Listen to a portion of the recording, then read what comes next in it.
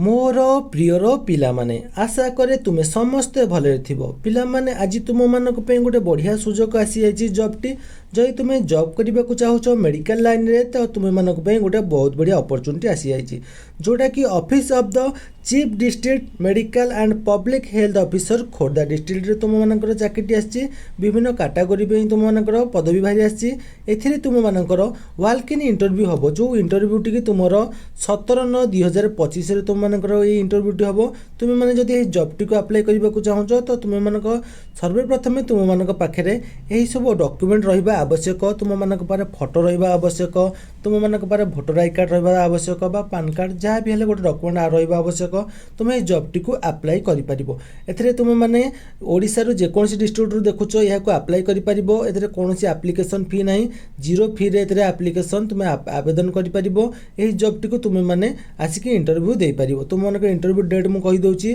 17/9/2025 एही job T को apply करबा को हेले तुम माने यार फॉर्म भी फिलअप करि परिबो। तुम मानक आगे ए फॉर्म भी तुम माने देखि पारथिबो। तुम मानक ना दे परिबो।